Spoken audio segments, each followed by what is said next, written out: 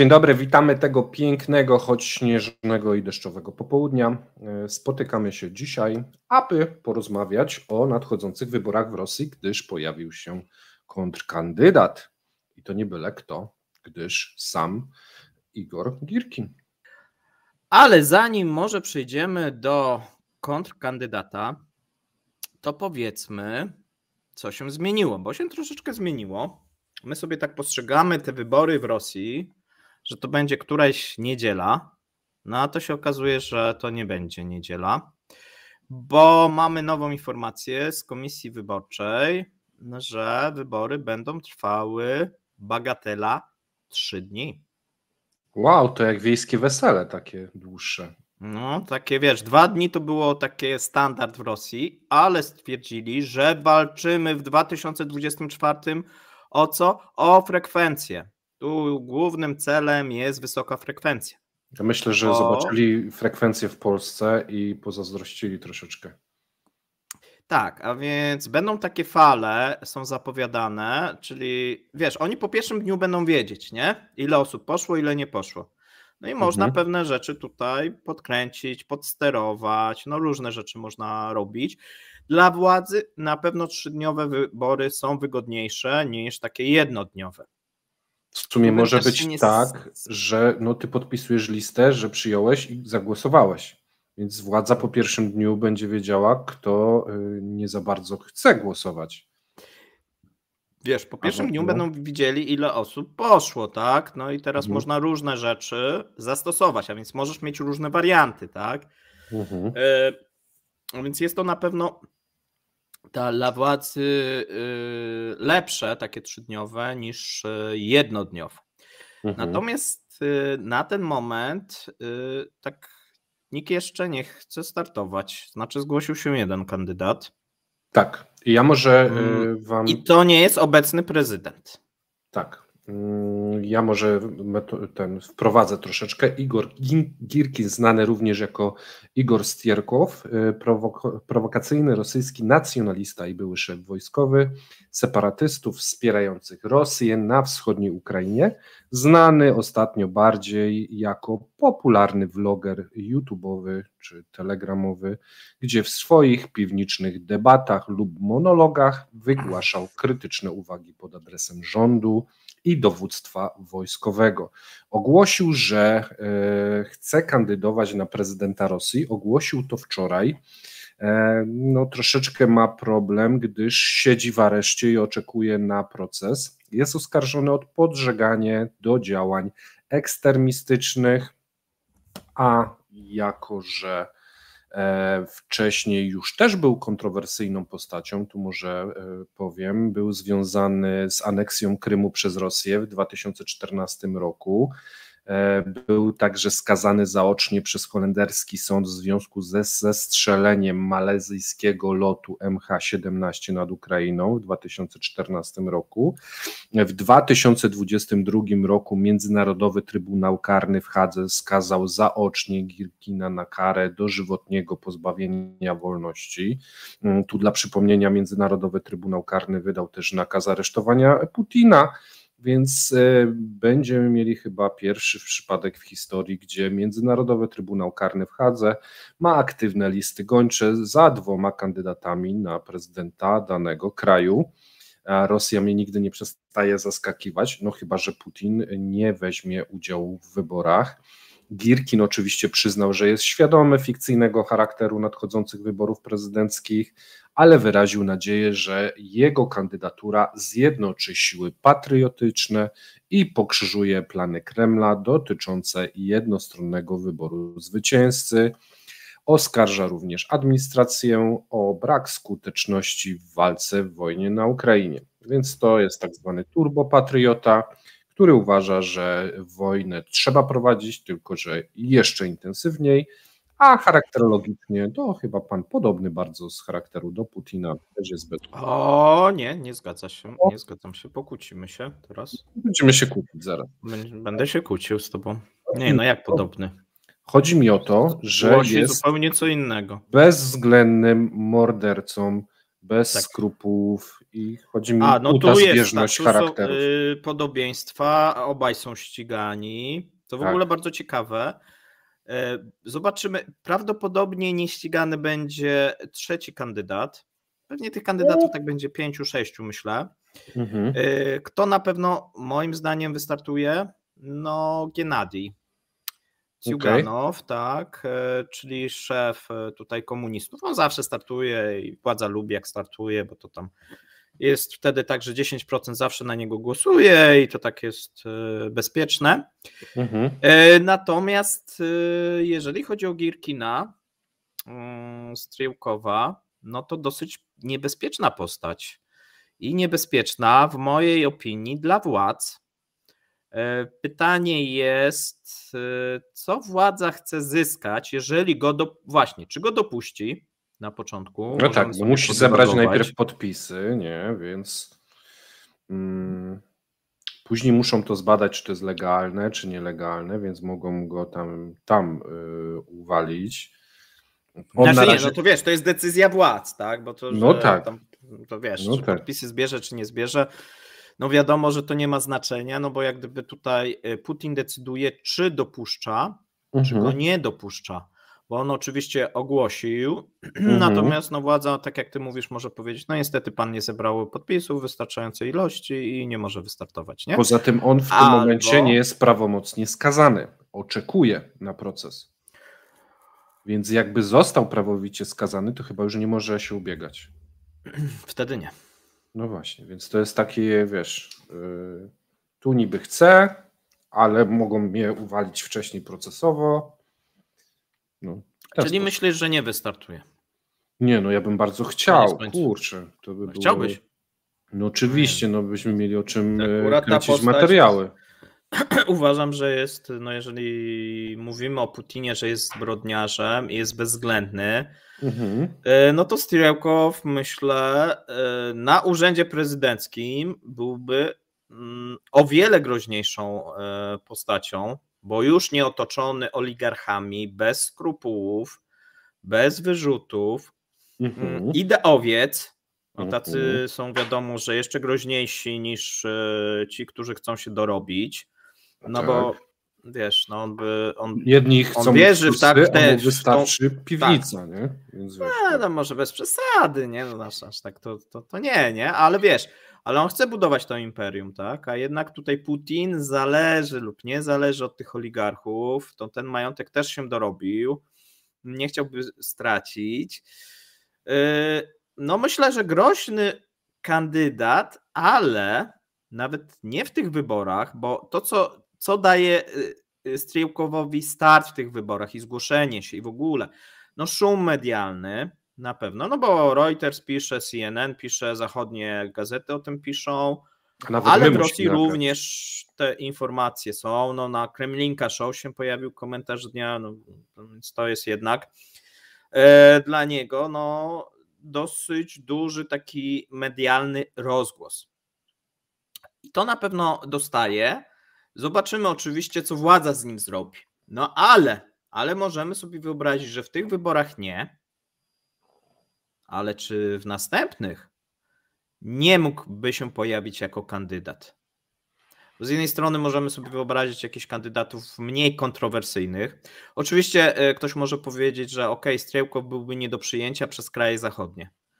Ale myślę, że w Rosji tym już zaczyna się coraz mniej ktokolwiek przejmować. No skoro Putin jest ścigany jako zbrodniarz, no to tam co za różnica. Natomiast jak ty sądzisz?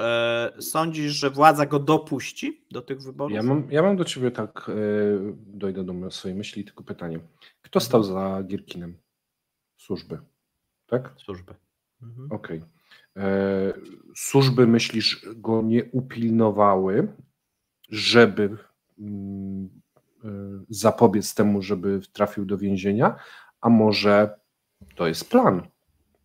Tworzenie, wiesz, jakiejś takiej otoczki bohatera, który walczył z tymi nieudolnymi i teraz z więzienia będzie kandydował. Może to jest, wiesz, część takiego krok po kroku tworzenia takiej narracji, że człowiek z ludu, człowiek ciemiężony, człowiek, który walczył z tym systemem, że to jest tego rodzaju... Wiesz co, ja myślę, że służby długo go wysterowywały na zasadzie i miał tą kryszę, natomiast w tym momencie, kiedy zaczynał nazywać Putina tchórzliwą miernotą, zaczął się czepiać konkubiny Putina, tak, osobiście, no ta krysza była niewystarczająca, znaczy jak gdyby zaczął ośmieszać władzę, a to jest o wiele groźniejsze ośmieszenie władzy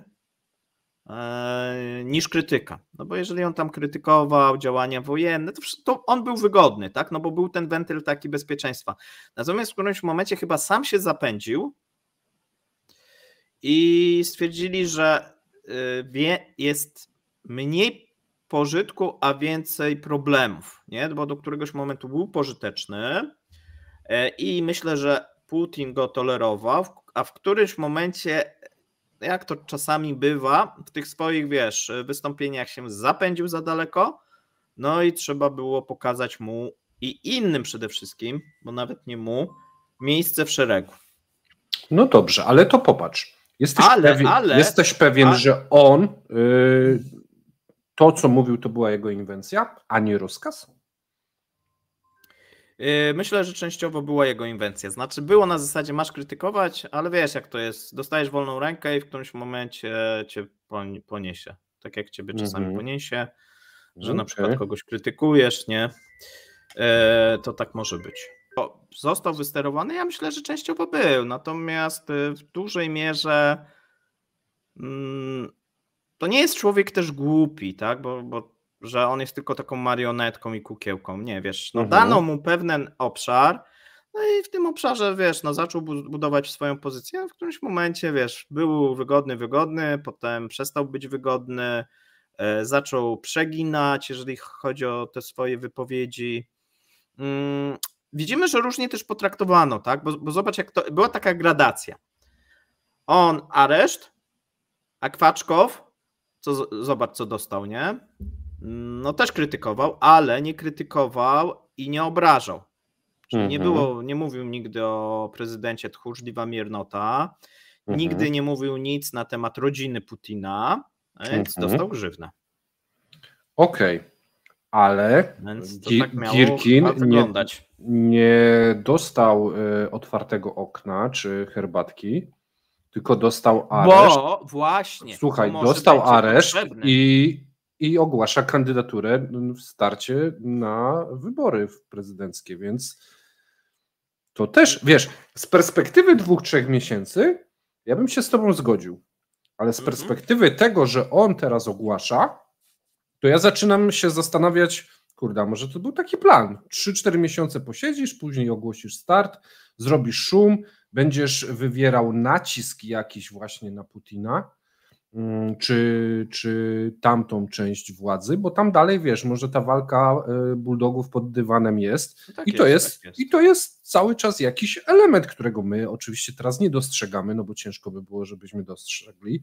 Nie jesteśmy też aż takimi ekspertami od Rosji, bardziej to ekonomiczne sprawy niż te polityczne walki wewnętrzne, ale może to jest jakiś kolejny akt tego samego teatru, który widzieliśmy kilka miesięcy temu. Tylko że jeżeli władza dopuściłaby go, bo oczywiście taki pomysł może się pojawić, nawet i w kręgu Putina, czyli wystawmy go, pokażmy, że my jesteśmy tacy demokratyczni. Oczywiście nie na Zachodzie, tylko wewnątrz Rosji, że zobaczcie, pozwalamy turbopatriocie startować.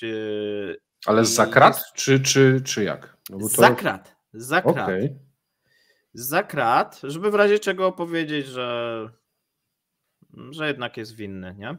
Aha, że jakby sondaże były zbyt optymistyczne dla niego, na przykład. To wyrok akurat zapadł, tydzień przed. Bo tu też może być na zasadzie, a zobaczmy, kto go popiera, niech zacznie, a wiesz. Czyli no i teraz, i teraz weź otwarcie, ktoś będzie zbierał podpisy, no to tak, to jak kto podpisał, sam się wpisze na listę, no bo to jest, wiesz co, To jest sprytne niesamowicie, bo normalnie to ty musisz tworzyć listę, ty musisz szukać i tak dalej, ale jak zrobisz coś takiego, no to ci się ludzie sami na listę wpiszą. No dobra, no ta żona może, no ale żonę zostawmy i zobaczmy, kto dalej, nie?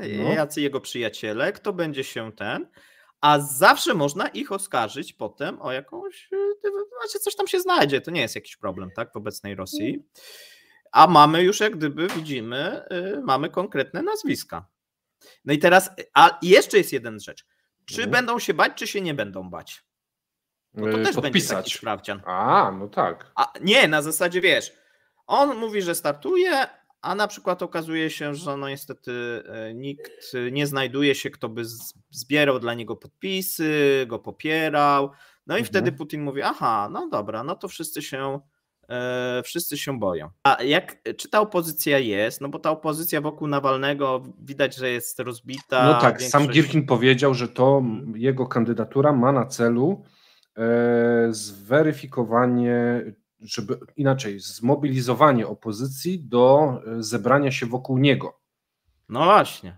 Tak, i teraz wiesz, władza patrzy, czy się ktoś zbiera, czy się nie zbiera. Jak się nie zbiera, no to nie jest, no to znaczy, że jest dobrze, tak? Że w sumie wystawmy tam Ciuganowa, wystawmy jeszcze jakiegoś, nie wiem, może jakiegoś swojego wystawmy, nie wiem, tam jakiegoś nawet, wiesz, Mistusina, no kogokolwiek, tak, żeby tak, że niby, wiesz, jest jakaś demokracja. I że jest zacięte, że są, wiesz, ludzie bardzo tacy przeciw. Tak, nie? A jak tak nagle się okaże, że tam nagle się zaczną gromadzić, no to też jest informacja dla władzy, że tutaj jest opozycja.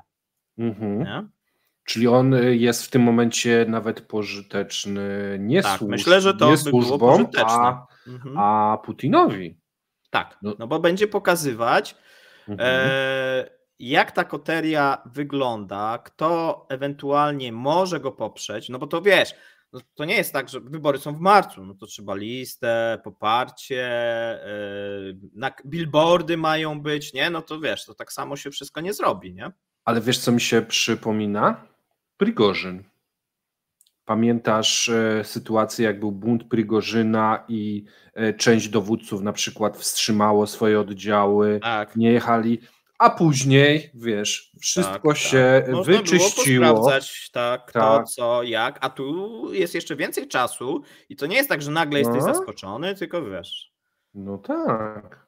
A więc myślę, że wiesz, dali mu to ogłosić i być może nawet te pierwsze rzeczy pozwolą, a jeżeli zobaczą na przykład, że zbyt dużo osób popiera albo no to zawsze można powiedzieć, że no niestety on jest skazany, nie może i ogłosić, na przykład sąd się zebrać, ogłosić wyrok, no i Słagór już nie może startować i tak dalej, nie?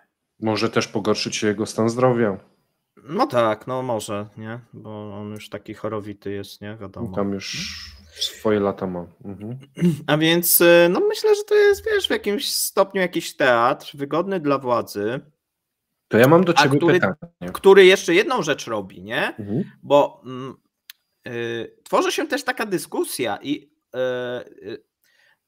dla władzy to też będzie niewygodne wtedy, kiedy by się okazało, że na froncie no nie idzie za dobrze. No bo jak będzie szło dobrze, tak wiesz, tam Awdijiwka pyknięta, tu przesunięty front, nie, tu coś tam, no to myślę, że władza będzie zadowolona, ale jeżeli by się okazało, że Ukraińcom coś się udało, jakieś ataki te dronowe, którymi się Patruszew strasznie przejmuje, bo nie wiem, czy dzisiaj słyszałeś, on jak gdyby miał spotkanie z gubernatorami. Pytanie jest w ogóle, wiesz, Patruszew spotyka się z gubernatorami, tak jakby to był prezydent, to tak swoją drogą. Ostatnio coraz więcej komentarzy u nas się pojawia, że Patruszew coraz częściej zabiera głos, nie? Tak, jakby już nie z tego tylnego śledzenia, tylko zaczyna się angażować już z tej pierwszej linii i mówi, że oni muszą przygotować się i żąda od nich, żeby chronili obiekty strategiczne od gubernatorów, nie? Że tam niby, że on za to bezpieczeństwo Tak? Natomiast no, pamiętajmy, że to trochę idzie w poprzek oficjalnych tych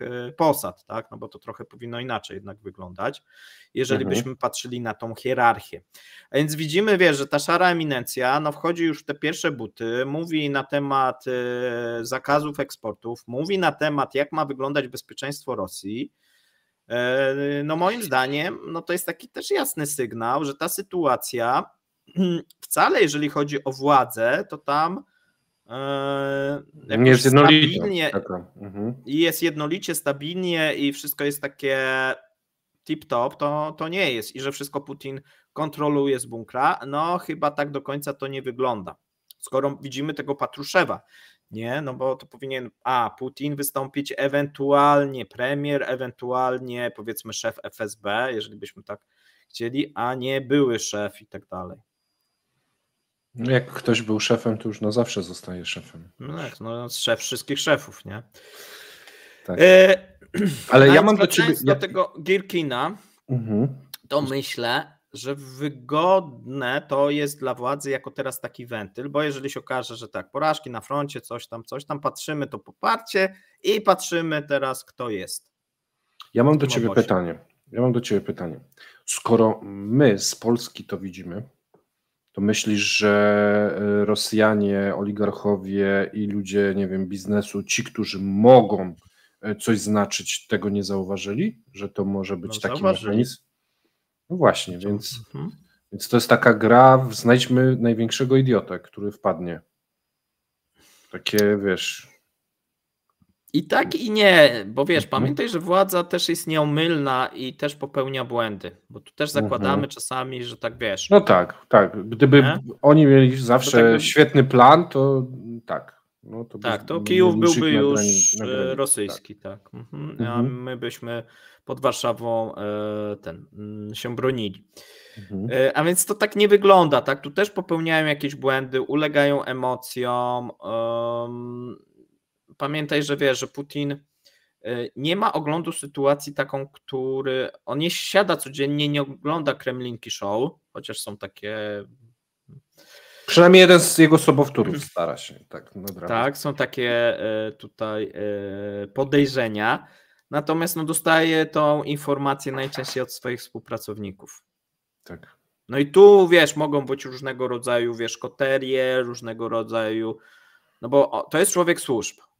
On do końca nie wierzy w to, co czyta, nie? Czyli bierze, tam nie wiem, dostaje jakieś informacje prasowe ze świata, ale do końca nie wierzy i tak dalej. Opiera się często na jakichś zdaniach swoich współpracowników, czasami ich podejrzewa. Ten obraz budowany może być zupełnie inny. Zresztą widzimy, zobacz, obraz, który buduje sobie Patruszew senior w głowie, jest inny niż my postrzegamy i niż postrzegają oligarchowie, niż postrzega, nie wiem, na przykład taka Elwira Nabiulina, nie? Możesz rozwinąć, jaki sobie obraz stary Patruszew rozwija w głowie? No wiesz, to jest człowiek służb, wychowany za komunizmu, który wierzy w Imperium Rosyjskie, wierzy, że są w stanie to odbudować, wierzy w bardzo dużą słabość tego Zachodu, który według niego jest skorumpowany, podzielony, na pasku Amerykanów, który można przeswitchować łapówkami i tak dalej. Tak go życiowe doświadczenie uczyło, tak? No bo on się obracał najczęściej, że wiesz, ten polityk skorumpowany, tamten skorumpowany, wiesz, i ty w którymś momencie masz taki, że wszyscy są, że tak naprawdę każdego możesz kupić, każdego możesz skorumpować. Kupić albo zastraszyć. No tak, no skorumpować, zastraszyć, tak, nie? I budujesz sobie w głowie taki obraz, który jest tylko częściowo prawdziwy, tak? Bo tak w życiu nie ma, nie? Że wszystko można kupić pieniędzmi i wszystkich zastraszyć. Część można, część nie można, no, po prostu jest różnie, tak? To też jest jakaś wypadkowa i trochę czasami w tym może być przypadku. Natomiast jak cały czas tych ludzi zastraszasz, kupujesz, dostajesz takie raporty, czytasz, no to tak sobie wyobrażasz, że tak świat działa, nie? Myślisz, że on ma w głowie sytuację taką ułożoną, że gdyby to on był na miejscu Putina, to on by to zrobił lepiej? Tak? Że to czemu? Że ileś tu błędów popełniono, wypaczenia były, to trzeba było lepiej zrobić, bardziej być twardym. To dlaczego on nie startuje w takim razie? Przecież mógłby. Czy nie mógłby? Mógłby rzucić tą rękawicę. Jeszcze nie czuje na tyle się mocno. Wiesz co, z tego co się mówi, to jemu się marzy, żeby któryś z synów. Tak. I się tutaj cały czas wskazuje na ministra rolnictwa, że on jest taki szykowany, wiesz, że on to tam, wiesz, te wędkarstwo. To mu starczy. Już mu starczy. Że, tak, wiesz, on chce sobie taką ale syn tak, że syn ma coś znaczyć i że będzie właśnie tych swojej pozycji używał, żeby tego syna wypchnąć. Jako na przykład, wiesz, takiego człowieka jednak związanego ze służbami, syna, a z drugiej strony demokratę, no wiesz, który ale jeszcze nie ma na sumieniu. Jeszcze to nie jest ten czas. Jeszcze nie. I Girkin ma być takim papierkiem lakmusowym, czy ten czas się zbliża. Tak, czy i na ile na przykład władza Putina osłabła, no bo jeżeli się nagle okaże, że ludzie się zaczną gromadzić, że będą na przykład jakieś demonstracje poparcia, cokolwiek. Ja nie mówię, że tak będzie, żebyście też zrozumieli, także uważam, że Girkin to jeżeli by mu pozwolono, to by w cuglach wygrał, bo myślę, że tak nie jest. On też w Rosji jest bardzo kontrowersyjny. My tak patrzymy przez perspektywę tych debat piwniczych, ale nawet te jego wystąpienia, to nie jest tak, że to jest główny nurt polityki rosyjskiej. To są turbopatrioci, oni gromadzą jakiś tam odsetek, nie za duży. On trochę też jest tak, wiesz, jak przez niektórych oceniany jako troszeczkę taki oszołom, ale to nie znaczy, że na przykład przy sprzyjających warunkach nie mógłby zdobyć poparcia. Bo jedno, co nie można o nim powiedzieć, tak samo o Truganowie, no ale to wiadomo, że nigdy nie więcej powyżej tam, nie wiem, 10-15% nie wyjdzie. To Girkin jest trochę tak jak ten Żyrinowski i wiadomo, że on nigdy na pasku Zachodu nie będzie chodził. No, bo to znaczy na pasku to on może teraz już zawisnąć tylko. Prędzej zawiśnie, tak? A więc wiesz, i tak samo te antychińskie, nie? A więc on taki nacjonalista, tak? I to też nie wszystkim Rosjanom się podoba, bo my tak sobie patrzymy, że Putin jest takim nacjonalistą, ale jeżeli popatrzylibyśmy na Nawalnego właśnie czy Girkina, no to oni głoszą bardziej nacjonalistyczne hasła. O ile Putin chce budować to imperium, no to oni chcą budować rosyjskie imperium. To jest taka niby to samo, a jednak nie to samo. Czyli a teraz te antyimigranckie hasła w Rosji rezonują. To nie jest tak, że ten Girkin tak zupełnie te jego hasła się nie odbijają się. Pamiętajmy właśnie, jednak, że Girkin będzie to teraz może być teraz czas, gdy zyskują poklask te wszystkie jego wypowiedzi z przeszłości, nie? Bo jeżeli się ludziom dzieje źle, no to zawsze się szuka winnych, a tu winnych się podrzuca się, władza podrzuca, propaganda Wiesz co, podrzuca. Najbardziej by to rezonowało w rosyjskim społeczeństwie, to w części albo nawet w tej większej, jakby się okazało, że władza przegrywa tak definitywnie tą wojnę. No bo wtedy, że to wina migrantów, że oni stanowili piątą kolumnę, jako żołnierze. Sabotowali, bo pamiętajmy, że w tym momencie liczba, powiedzmy, żołnierzy etnicznie nierosyjskich stanowi duży procent. My o tym mówiliśmy w top 10. I to na razie się zwiększa. Mówi się, że od marca będzie zmiana i że tych miastowych zaczną brać. Natomiast na razie to są przedstawiciele mniejszości plus muzułmanie. No i to może stanowić faktycznie za jakiś czas problem. Szczególnie jeżeli się okaże, że te wojska przegrywają, nie? Ja tutaj też nie oceniam, czy przegrywają, wygrywają, tylko jakby się tak okazało, no to wtedy jest problem i na przykład Girkin, który mówi, że to przez nie Rosjan, którzy sabotowali działania na froncie, no to by to się spotkało z jakimś odzewem wśród społeczeństwa. Ale to by też współgrało z kierunkiem tego, jak władza się w tym momencie zachowuje, jeżeli chodzi o propagandę i narrację, szkolnictwo, wiesz, takie wszystko turbopatriotyczne, wiesz, taki powrót do tych takich czasów ZSRR, że w szkołach, ci pionierzy, że wszystko i to by, wiesz... Ale tu mam, nie, wiesz co, tu się nie zgadzam, tu mamy takie pomieszanie. Przynajmniej Putin, i to nie jest takie ideowo przejrzyste. O ile jeżeli posłuchasz Nawalnego, posłuchasz Girkina, to tam ten przekaz jest bardziej spoisty. To w przypadku Putina no to jest wszystko powrzucane. I jakieś elementy komunistyczne, i jakieś narodowe, i jakieś religijne, prawosławne. No po prostu groch z kapustą. No dobrze, ale groch z kapustą, które są bliżej tego, co mówi Girkin, niż jakichś takich zachowań sprzed wojny. Wiesz, bo społeczeństwo jest bliżej, bo prowadzi wojnę, tak? No trudno by było, żeby społeczeństwo teraz mówi, handlujmy z Zachodem, tak? No bo to znaczyłoby, że nie mogą prowadzić. Chodzi mi o to, że to, co mówił Girkin przed wojną, można było powiedzieć, że to jest odklejeństwo. Natomiast to, co mówi Girkin z perspektywy tego, co się dzieje teraz i tego, co robi władza, to mniej, bo ludzie, wiesz, są i tak pompowani właśnie w ten sposób. A jakby się okazało, ten Girkin całkiem dobrze mówi. Sensownie. A jakby się okazało, że Rosjanie przegrywają na froncie, no to wszyscy mówili, no ale przecież Girkin tak mówił, Girkin to, Girkin tamto, przecież chłop miał rację, nie? Czemu nikt nie chciał go słuchać, jak mówił prawdę? Dlatego też... Nie? Ale do tego potrzebna jest porażka, tak? Tak, dlatego też wydaje mi się, że właśnie z perspektywy tego, że on ogłosił start, że to nie jest tak, że on poszedł do tego więzienia, że to była taka wypadkowa, że po prostu chlapnął za dużo, tylko może to jest właśnie tak, że to jest kolejny element układanki na przyszłość, gdyby coś się wydarzyło.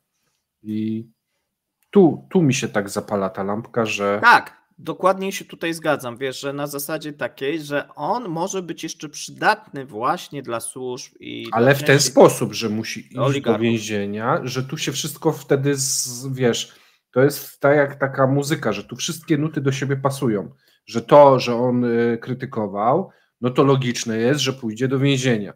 To, że Rosjanie przegrali, a on krytykował, to powoduje wzrost jego popularności. Tu się tworzy cała ta legenda, że on był przeciw Putinowi, przeciw temu systemowi, więc jeżeli chce się zamienić złego na złego, ale utrzymać władzę, no to podmieniasz starego Putina na nowego Putina i wszystko masz dalej pod kontrolą. I tu mi to tak zaczyna grać, że wiesz, że to, że on siedzi, a jednak stara się kandydować, no to masz dwie pieczenie. Jak nie, od strony rządzącej może być tak, że oni sobie sprawdzają, kto go poprze i ewentualnie będą wycinać.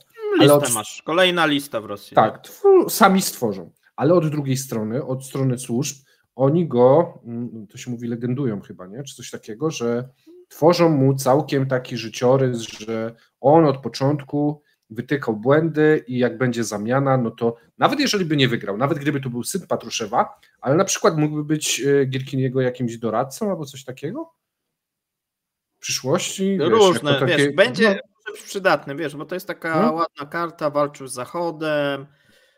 I walczył z nieudacznictwem poprzedniego. Tak, z poprzedniego, a teraz przychodzi władza, która zrobi to lepiej, mądrzej i jeszcze bardziej nastawiona na rosyjski naród. No, więc jak najbardziej tak. Więc myślę, że tutaj temat wyczerpaliśmy. Oczywiście nie traktujcie tego jako jakieś wyrocznie, po prostu omówiliśmy różne możliwości, jakie mogłyby się z tego rodzić. Czy to się wydarzy, która z tych wersji się wydarzy, nie jesteśmy w stanie przewidzieć, ale myślę, że i tak interesujący komentarz.